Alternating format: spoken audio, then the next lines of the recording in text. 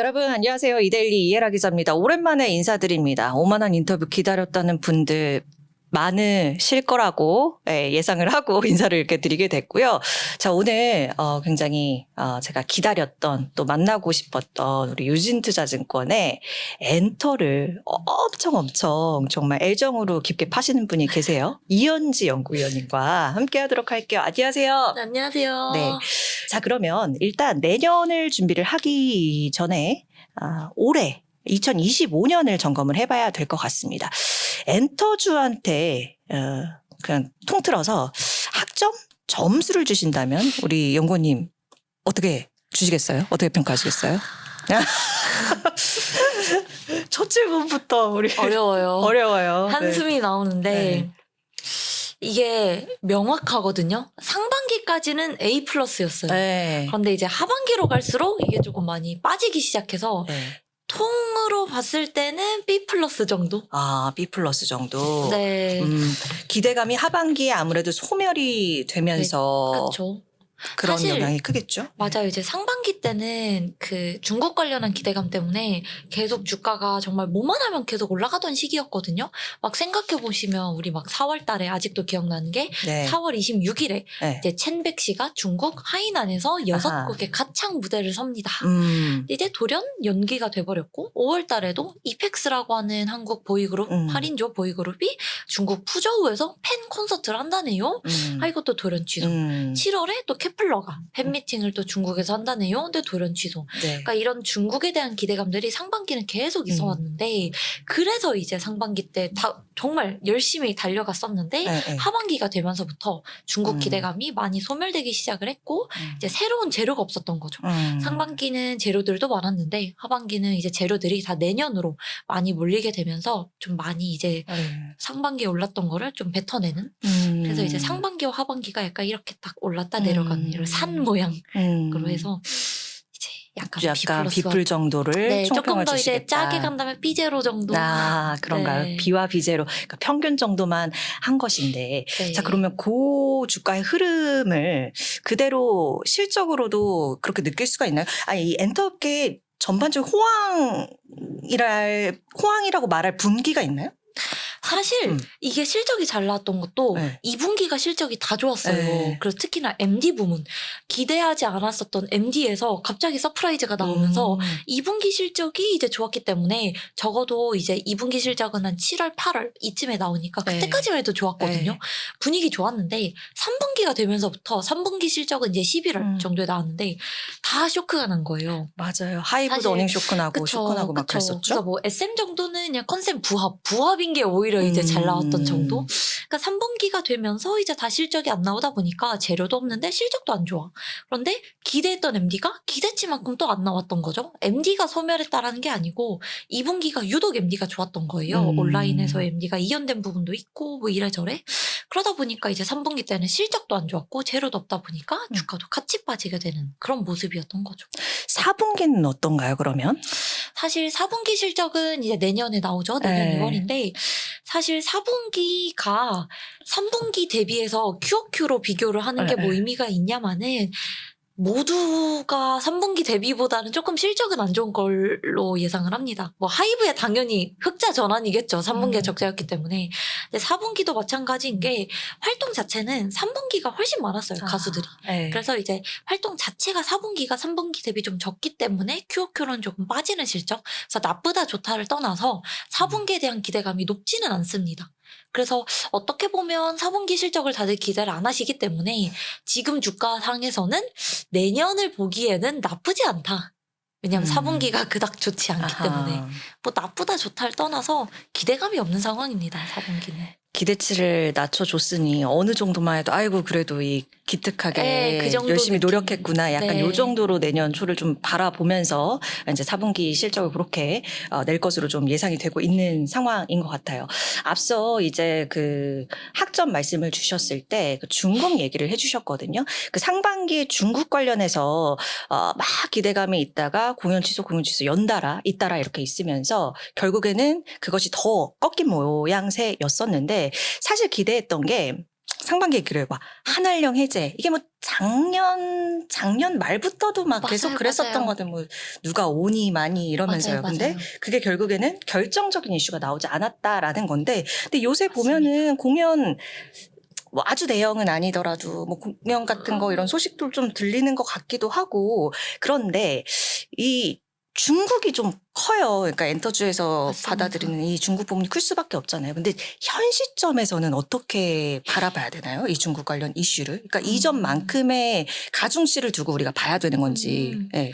근데 항상 중국은 해소가 되지 않았기 때문에 기대감의 영역으로 계속 관심 있게 볼 수밖에 없어요.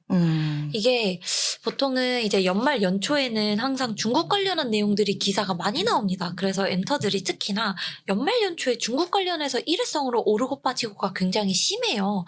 저번 주만 하더라도 사실 이제 중국에서 1월 달에 네. 콘서트 한다, 케이팝 콘서트 한다 이런 식으로 기사가 나오면서 네. 이제 엔터주가 동반 상승을 했었고, 다시 또 그게 내용이 빠지니까 이제 또 다시 잠잠해지고. 그래서 연말 연초는 항상 중국 관련 이벤트들이 몰려있는 달이기 때문에 지금 그리고 이제 내년 1월 정도까지는 주가는 좀 민감하게 반응할 수밖에 없습니다. 그래서 올해 상반기만큼 확실한 이벤트가 나와준다면 중국 관련한 이벤트는 올해만큼 계속 중요한 비중을 차지할 텐데, 안 중요하다는 게 아니고 내년 연간으로 봤을 때는 이제는 실질적으로 우리가 돈을 버는 지역에서의 어떤 행사가 필요하다. 그게 저는 북미라고 보거든요. 그래서 북미에서의 활동에 조금 더 집중을 할 필요가 있고, 중국은 우선은 조금 일회성 이벤트성으로 그렇게 조금 나오는 걸 이렇게 테마성으로 좀 봐야 될 필요가 좀 더 크다. 이렇게 네. 봅니다. 그 연구원님 실적 추정하실 때 뭐 적게는 분기, 길게는 몇 년까지도 이렇게 보시잖아요. 그럼 이 중국 관련한 그 아까 기대감을 그래도 볼 수밖에 없다라고는 말씀을 주셨는데, 어느 정도로 그 실적 추정을 반영을 하고 계시는 거예요? 그 중국 시장 재개에 대한 기대감을? 사실 네. 중국은 기대감이 있고 현실화되지 않았잖아요. 그렇죠. 네. 그래서 실적에 넣지 않습니다. 그렇기 때문에 중국 관련한 내용이 나오면 실적이 올라갈 가능성도 있기 때문에 더 우리가 기대를 하는 거죠. 그래서 중국은 사실 실적에는 넣기는 어렵지만 네. 열리면 또 우리가 과거에 2017년 이전에 한일령 이전에 이제 뭐 빅뱅이나 이런 가수들이 보여줬었던 어느 정도의 규모의 매출이 있기 때문에 네. 열리면 이제 실적도 모멘텀도 열린다 측면에서 기대를 하는 건데, 실적에는 반영을 할 수가 없는 그런 네. 시장입니다. 알겠습니다. 자, 그러면 이제 뭐 중국도 중국인데 이 이제 돈 버는 포인트, 돈 버는 지역으로 갈 수 있는 그 북미 시장을 말씀을 주셨단 말이죠. 제가 추정해 보건데 아무래도 이제 대형 아이돌들의 뭐 완전체 컴백이라든지 이런 부분들을 염두에 두시고 말씀을 주신 걸 거라고 예상을 좀 해보거든요. 맞습니까? 그러면 그런 부분에 대해서도 기대감을 우리가 좀 상당히 가져도 되는 걸까요? 그쵸. 네. 아무래도. 왜냐면 이게 그 대형 가수들이 물론 이제 돈을 많이 버시는데 돈을 버시는 그 규모가 네. 점점 커지고 있어요. 예를 들면은 이제 뭐 과거에는 앨범 2013년 상반기까지만 하더라도 이제 코로나 이후에 지난 2020년부터 한 네. 2년 반, 3년 하는 기간 동안 앨범이 주도하는 시장이었다면 이제는 공연 중심으로 시장이 바뀌고 있는데, 공연에서도 이제 점점 회당 모객 수가 커지는 거죠. 다시 말하면 네. 이 메가 IP들이 공연하는 공연장 크기가 점점 커지고 있는 거죠. 예. 그래서 횟수는 줄어들지만 회당 모객이 커지니까 전체 공연 수가 늘어나고 이런 식으로 돈을 벌고 있는 사이즈가 매년 달라지고 있기 때문에 이제 내년에 뭐 봄에 또 방탄소년단 완전체 컴백도 있고, 또 뭐 내년 1월에는 뭐 엑소 컴백도 있다고 하고, 올해 7월부터 공연을 하고 있는 블핑 트와이스는 내년까지도 공연이 예정되어 있고, 그러니까 각 그룹마다 되게 공연 규모가 커지고 있기 때문에 올해보다 내년 실적이 더 좋을 수밖에 없습니다. 아하. 그럼 그 가운데 지금 다 골고루 말씀 주셨거든요. 네. BTS, 하이브, 엑소, SM, 그리고 블핑 뭐 등등 이렇게 말씀 주셨는데, 그 가운데 그러면 좀 내년에 가장 유망하다, 최선호로 기업을 말씀을 주신다면, 네. 아무래도 이게 어쩔 수 없을 것 같아요. 네. 이제 하이브를 가장 좋게 보고 있는데, 그 이유가 사실은 이제 하이브를 좋게 보는 이유는 크게 두 가지입니다. 뭐 여러 가지 이유가 있지만 너무 복잡하니까 간추리자면 두 가지. 첫 번째는 돈 잘 버는 가수들이 돈을 더 잘 번다. 이제 대표적으로 네. BTS가 있겠죠. 내년 봄에 또 컴백을 한다고 하시니 완전체 컴백에다가 이제 또 공연까지 대규모로 예정을 하고 있어서 BTS에서 벌어들이는 돈의 규모 플러스 사실 우리가 하이브를 생각하면 이제 BTS라고 하는 대단한 가수도 있지만 그 외에 BTS 외의 다른 가수들을 보시면 북미에서의 성과가 굉장히 좋습니다. 북미 투어 등등의 뭐 모든 맞습니다. 것을 말씀하시는 맞습니다. 거죠? 그래서 이제 뭐 캐치아이라든지 네. 아니면 이제 뭐 르세라핌, 뭐 투바투, 세븐틴, 엔하이픈, 뭐 아일릿 뭐 등등등 그리고 이제 곧 돌아오기를 바라고 있는 뭐 뉴진스 등등등 정말 뭐 너무 많은 가수들이 지금 하이브 산하에서 굉장히 실적을 견인하고 있거든요. 방탄에 가려져 있지만 이게 투 트랙으로 가는 거죠. BTS에서 실적을 열어준과 동시에 이제 BTS 외의 가수들이 실적을 차근차근 받쳐주는 그리고 다 북미에서의 성과가 뚜렷하게 나오겠다. 앨범이건 공연이건 MD건 뭐든 간에 그래서 이제 저는 하이브를 가장 내년에 실적 성장폭이 크게 나올 회사라고 보기 때문에 추천을 드립니다. 네, 최선호 기업으로는 하이브를 꼽아주셨습니다. 메가 IP 중에서도 그 메가들을 상당히 많이 안고 있는 멀티레이블 체제 속에서 안고 있는 하이브를 선호한다라 말씀을 주셨는데 그런데 BTS 말씀을 주시니까 사실 여쭤보기 좀 조심스러운 부분이긴 합니다만 이게 엔터주는 BTS가 그렇다는 거 아닙니다, 여러분. 엔터주는 이 사람 리스크가 좀 따르기 마련이잖아요. 그런데 맞습니다. 아무래도 BTS는 뭐 뉴스가 이런저런 말 한마디, 워딩 한마디로도 뉴스가 많이 뜨니까 보기도 하는데 최근에 라방에서 약간 좀 회사와의 균열이라고 할까요? 갈등? 약간 이렇게 심상치 않은 얘기들을 좀 속속들이 내보이고 있는 것 같더라고요. 그래서 일단 재계약을 했지요. 그래서 18년 한 게 이제 2025년까지고 2026년부터 재계약했는데 요거 시점 안 나왔죠. 그러니까 재계약 몇 년인지 알 수가 상호한 없습니다. 계약을. 맞습니다. 그래서 그러니까 라방에서 그 심상치 않았다라는 그런 뉘앙스를 여기서 저도 좀 연계해서 좀 볼 수밖에 없을 것 같아서 BTS 갑작스러운 이탈 이런 거는 염두에 두지 않아도 되는 겁니까? 사실 메가 IP 중에 메가니까요. 그쵸. 사실 이 부분이 이제 많이들 우려하시는 부분일 거예요. 근데 사실 사람 마음이 오늘 마음과 내일 마음을 모르는지라 이제 뭐 개개인의 마음에 따라 달린 거라서 뭐 이탈을 하실지 안 하실지는 저도 알 수 없고 그들도 알 수 없고 아무도 알 수 없습니다. 다만 이제 하나 분명하게 짚고 갈 거는 새로 재계약을 체결한 그 재계약 계약 기간이 2025년부터 시작되는 재계약이기 네. 때문에 그리고 이제 또 내년에 월드 투어를 대규모로 준비하고 있기 때문에 제가 생각하기에는 어쨌든 월드 투어를 완전체로 도는 것이기 때문에 뭐 그렇게까지 갑작스럽게 개개인의 이탈이 당장 일어날 것 같지는 않다라고 저는 생각을 하고 사실 회사와의 어떤 이런 문제들도 뭐 모르겠어요. 많이들 물어보시는데 뭐 이거는 이제 그냥 욱해서 나온 걸 수도 있고 개개인이 그냥 뭐 그냥 얘기를 한 걸 수도 있죠. 그래서 어쨌든 아무것도 모르는 상황에서 확실한 거 하나는 어쨌든 재계약에 대해서는 알려진 게 없고 내년에 투어는 제대로 진행될 거기 때문에 어떤 우려에 대해서는 조금 불을 잠재울 필요도 있다. 네. 봅니다. 알겠습니다. 그 하이브 관련해서도 최근에 뭐 사실 이거 살 때부터도 얘기가 좀 많았던 것 같긴 한데 이타카죠. 미국 쪽에 요거 산 게 그 뭐 이타카 실자산이 너무 들인 돈 대비해서 많이 떨어진다 뭐 이런 얘기도 좀 있었습니다. 근데 하이브에 뭐 이런저런 뭐 의장도 그렇고 좀 신뢰할 수 없는 기업이라는 이미지가 있는 것 같아요. 쌓여가는 것 같아요. 그래서 이런 게 격하게 쌓이다 보면 결국에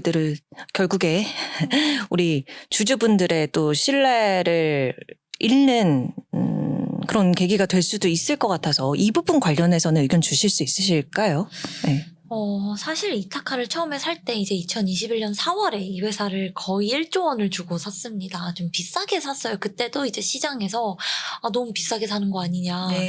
그런 우려가 있었는데 사실은 이 회사를 인수를 함으로써 얻게 되는 어떤 무형의 가치가 저는 좀 더 컸다고 생각합니다. 실제로 이 회사가 돈을 그렇게 많이 벌지는 못했어요. 그래서 재무적으로 보기에는 이제 인수가 대비해서 너무 이제 성과가 좀 저조하긴 했었지만 이 회사를 보시면은 어떤 느낌이 있냐면 한국 이 기획사들이 미국에서 공연을 할 때 직접적으로 어떤 협상을 할 수 있기까지는 협상력이 굉장히 약합니다. 그런데 이제 하이브 같은 경우는 이타카홀딩스라는 회사를 인수함으로써 미국에서 조금 더 어떤 공연이라든지 이런 네트워크 쪽에서 다른 회사들보다 조금 더 우위에서 좀 공연을 할 수 있는 그런 무형의 어떤 북미에서 시장을 점유하는 데 있어서 무형의 가치를 조금 더 얻었기 때문에 사실은 재무적으로는 굉장히 안 좋았으나 재무 외적으로 봤을 때는 하이브 가수들이 특히 미국 시장에서 공연을 이렇게까지 많이 할 수 있었던 배경에는 이타카를 인수했었던 영향도 좀 있었다라고 저는 생각을 합니다. 그래서 지금 하이브 같은 경우가 이제 어쨌든 레이블들을 다 인수하면서 키워왔던 회사기 때문에 이 이타카라는 회사를 인수했을 때 비싸게 인수를 그냥 하진 않았을 거란 말이죠. 이유가 있었을 거란 말이죠. 그래서 제 생각에는 어떤 북미 시장에서의 점유율을 높이기 위한 투자였다. 하지만 저도 재무적으로는 조금 아쉽다고 생각을 합니다. 아, 알겠습니다. 자, 요거 이제 또 제가 질문 드리고 싶은 것은 사실 약간 사심을 넣어서 K-팝에 애정하는 사람으로서 좀 질문을 드리고 싶은데 우리 연구원님도 내년에 엔터주들의 이 실적 성과의 중요한 부분이 북미에서의 뭐 투어라든지 뭐 등등의 다 따르는 총합이라고 말씀을 좀 주셨었거든요. 근데 북미 좋습니다. 해외로 나가는 것도 좋죠. 그리고 대형 가수가 나가면 더 돈 잘 벌 수 있는 구조로 가고 있는 것은 부정을 할 수는 없습니다만 이게 제가 보니까 내수가 그러니까 우리나라에서 내수발이 한 30에서 60% 대형 사사 기준으로 봤을 때 그렇게 좀 보이더라고요. 근데 가끔 이제 엔터주들 하는 행태를 보면 너무 글로벌 향으로만 신경을 쓰고 있고 내수는 좀 그쵸. 등한시한다. 아쉽죠. 안쪽은 등한시한다. 이런 게 좀 느껴지기도 했었어요. 이 방향성에 대해서 그냥 여쭤볼게요. 네. 어떻게 평가하시는지. 네. 그러니까 이게 한국 가수인데 네. 한국에서 활동하는 거는 없고 옛날에는 가수들이 이제 새로 타이틀곡 내면 그래도 막 한 달 정도는 다 막 무대 돌고 했었는데 맞아요. 요샌 기간이 점점 짧아지고 있단 말이에요. 2주 하면 많이 하죠. 맞아요. 그 이제 안 나오는 음방도 있고 그냥 음원만 내고 띡 사라진 경우도 있고 그러니까 참 속상한데 이유가 있습니다. 내수 시장이 너무 작아요. 그들이 데뷔하기 위해서 들인 돈을 메꾸기에는 내수 시장에서 활동하는 거는 돈이 안 메꿔집니다. 조금 더 개념적으로 말씀을 드리면 예를 들어서 이제 공연을 한번 하면은 한국에서 공연 시설을 갖춘 공연장 중에서 가장 큰 데가 이제 그 고척돔이라고 할 수 있는데 2만석 정도 되죠. 근데 이제 일본에서는 한국의 고척돔을 채울 정도의 아티스트면 일본에서는 최소 도쿄돔 정도는 들어갈 수 있는 인지도가 있을 거란 말이죠. 5만석의 도쿄돔을 공연을 한 번 하는 것과 도쿄돔 말고 한국에서 고척돔 한 번 하는 거랑 5만석과 2만석 이 벌어들이는 돈의 규모가 아무래도 효율적으로 봤을 때는 한국에서는 내수 시장이 너무 작기 때문에 해외로 나갈 수밖에 없는 거거든요. 그래서 이제 K-팝 팬들에게 조금 더 위안의 말을 전해드리자면 한국에서 하는 거는 사실 돈이 안 됩니다. 근데도 팬들을 사랑하는 마음에서 아티스트들이 팬 서비스 차원에서 하는 거예요. 그렇게 생각하면 조금 저도 위안이 좀 되더라고요. 근데 이게 한국이 돈이 아예 안 된다 이게 아니고 네. 벌어들이는 돈의 규모 자체가 해외가 훨씬 더 크기 때문에 어쩔 수 없이 자꾸 글로벌로 나갈 수밖에 없습니다. 그건 좀 슬프죠. 저희가 이제 주식 투자를 다루는 채널이다 보니까 아무래도 결국에는 이제 돈을 잘 벌어줘야 실적 탄탄해지고 그쵸. 주가도 탄력을 받을 수 있으니 그런 관점에서 조금 더 이해를 맞습니다. 답변을 우리 연구원님의 아주 소중한 답변을 그렇게 이해를 해보도록 하겠습니다. 자, 그리고 우리 연구원님께서 엔터주도 연구하고 계시고 그 외에 이제 방송 미디어 엔터 전반적으로 보고 계세요. 그래서 제가 요 비디오 방송 업종 통틀어서 좀 잠재력을 지닌 좀 기업이 있다. 커버하고 계시는 혹은 보고 계시는 기업 중에 하나를 좀 마지막으로 좀 꼽아주신다면요. 제가 고민을 많이 해봤거든요. 네. 고민을 해봤는데 이제 제가 내린 결론은 SAMG 엔터라고 하는 쌈젠터라 부르죠. 네. 예. 티니핑 캐릭터로 많이 알려진 회사인데요. 제가 이제 정말 많이 말씀을 드렸어요. 그리고 이제 올해 하반기 내내 계속 주가가 많이 내려와서 이제 9만 원까지 갔던 회사가 지금은 거의 반토막 수준으로 나 있는 상황입니다. 다시 말해서 반토막이란 얘기는 지금 들어가기에 나쁘지 않은 구간까지 주가가 내려왔다. 이기 때문에 제가 이제 이 회사를 말씀을 드리는데, 사실 티니핑이라고 하는 IP가 전 이렇게 생각해요. 산리오라든지 팜마트 같은 이런 글로벌 캐릭터 IP를 가지고 있는 회사들이 유명해진 계기를 생각해보면 이 캐릭터가 글로벌로 뻗어나간 배경이 있었거든요.